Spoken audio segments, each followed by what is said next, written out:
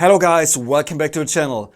Every time I upload a video where I shoot street photography at night, it doesn't matter if it's a film camera or a digital camera, there's always tons of questions asking me about my settings or how I meter, how do you rate the film, whatever.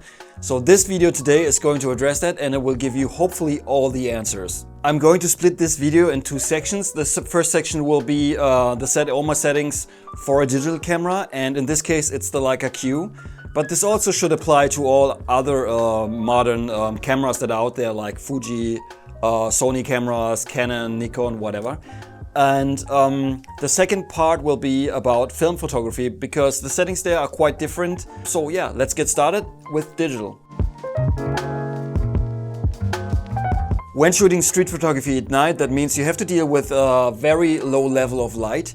And to compensate that, I usually shoot my lens wide open. On the Leica Q it's f1.7, but usually it's okay if you have a lens that can open up to f2 or even below, or maybe 1.4 or even below that. 2.8 can work, but I would really recommend using a lens that is faster than that. Some of you might argue that the depth of field might be too shallow if you shoot wide open, especially if the lens opens up to 1.4, 1.2, whatever. Yes, this can be the case, especially if you shoot a longer lens like a 50mm or even above that. On the Leica Q it's a 28, so that's not a big problem, especially if I don't get super close and usually 1.5 to 3 meters away, then it's not a big problem. Even if some parts of the image are slightly out of focus, it doesn't matter. The depth of field is wide enough to make the image work in general.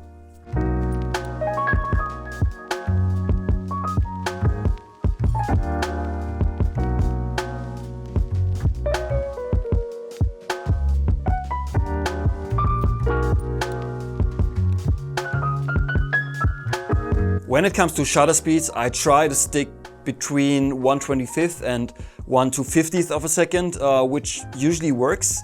Only if it's if it's very dark and there's not much movement involved, then usually I might go to 1/60th or even below. But it's better to stick it to 1/25th or above, just to make sure that you freeze the motion and stuff. Only if possible, of course.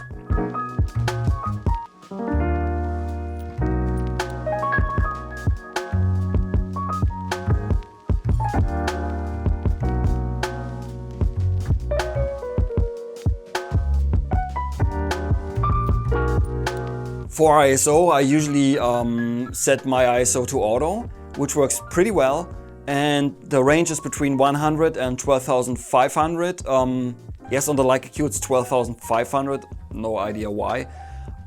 That works pretty well for me, and I mean, I have a live view, so I see how the image will look like, and I feel okay, maybe it's too bright or it's too dark. Then I use exposure compensation. I use that to make the image brighter or maybe darker, in case I need to. This works pretty well for me. I mean, I could set the ISO manually, but I'm too lazy for that, and like I said, it works pretty well, and sometimes the lighting conditions might change pretty quickly. For me it's easier and makes more sense to use auto ISO.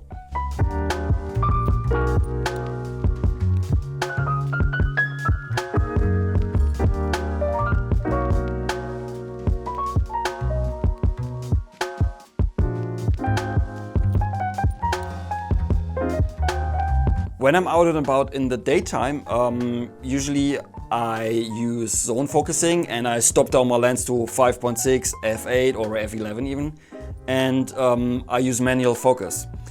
However, at night when I shoot wide open, I prefer using autofocus because usually it's much quicker than I could ever manually focus, because you have to be really spot on, even a couple of centimeters off. The images, sometimes it's not usable.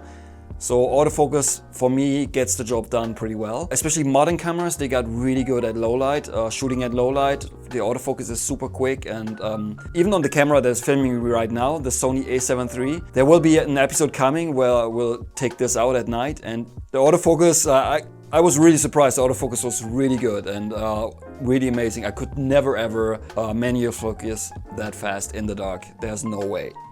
Okay guys, these are the settings I use when I shoot a digital camera at night. If you want to know how I edit my photos, the link to my color profiles for Lightrooms in the description box down below.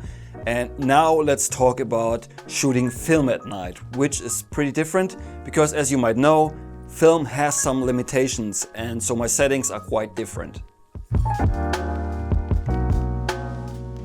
When I started out shooting film, I was put off shooting film at night because I saw some results from people shooting CineStill 800T at night, and the film usually, like the images usually looked really grainy, and they were like underexposed quite a bit. So I was like, why would I shoot that? It doesn't look good at all. However, when I tried it myself, I realized it doesn't have to be that bad. I mean, if you get the settings right, it can still look really good. People always ask me, how do you rate your film, or how do you meter? But the thing is, it doesn't have to be that complicated. In reality, it's very simple. When shooting color negative film, it's very important that you don't underexpose, because if you underexpose, the image will fall apart very quickly. So it's important that you got your exposure spot on, or even better if you overexpose your film, because C41, like color negative film, loves to be overexposed. The images will get even better when you are overexposed. Now you might think, how can you overexpose when shooting at night? Yes, it's not that easy, but when shooting at night, you have a film. The film has a certain ISO rating, and the rating is fixed. You cannot change the ISO. So when you shoot at night, there are only two things that you can change: your shutter speed and your f-stop.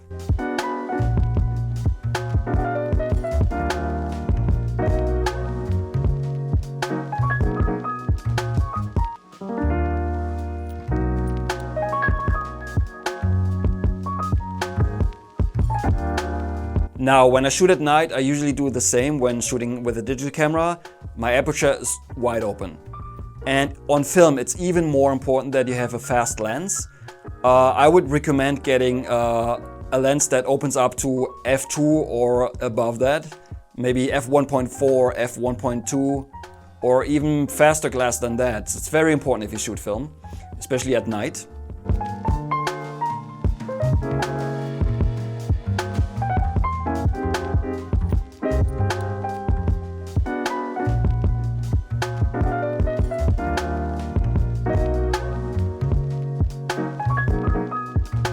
Now, when it comes to shutter speed, what I usually do is I pick the longest shutter speed that I can get away with. Depending on the situation and how much movement is involved, usually I try to stay at 1/60th of a second, or sometimes I go below that, 1/30 or 1/15th even.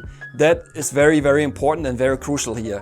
Even if your light meter is telling you something else, but your light meter might be confused because there are some bright lights in the background, whatever. So it's very important, pick the slowest shutter speed you can get away with. Now, when you dial in these settings, sometimes it might happen that you approach a scene where it's like brighter, and maybe with a digital camera it would be overexposed by 1, 2 or maybe 3 stops. But if you shoot film, like on this image here, I shot this in Bangkok and I used the same settings, 1/60th, f1.7. And it was overexposed, but it's no problem because film can handle overexposure pretty well, and it's no problem to dial it back when you scan the images. Now, like I said, the ISO of the film is fixed. So when I shoot this, for instance, Kodak Vision 3 500T or CineStill 800T, the 800T is based on this film, the ISO is fixed. So Kodak gives it a 500, a rating of 500. So you cannot change that. You can push the film, of course, but by pushing the film, you will not make the film, like if you push it 1 stop, you will not double the sensitivity of the film. That's not possible. That being said, by pushing the film, you can squeeze a little bit more out of it. So what I usually do is I will ask the lab to push the film 2 stops, or if I develop at home, I will push the film 2 stops myself. And usually that will give you a little better results when, if compared to not pushing the film. But like I said, the ISO of the film is fixed, you can't change it. Now, in terms of focusing, of course, when I shoot a film camera, usually it's manual focus only, which is not the easiest thing in the dark. But if you practice a little bit, you will get used to it and it's okay, you will be alright. Zone focusing, usually it's not an option, so you have to use the viewfinder to get your focus spot on. That's very important and very crucial, and it's also in general, I think, a good idea to use the viewfinder just to get your framing correct. So guys, I hope that answered all of your questions. If you have more questions, leave a comment below. And as always, if you like the video, give it a thumbs up. Subscribe to my channel if you haven't already, and we will see each other very soon in the next video. Until then, auf Wiedersehen.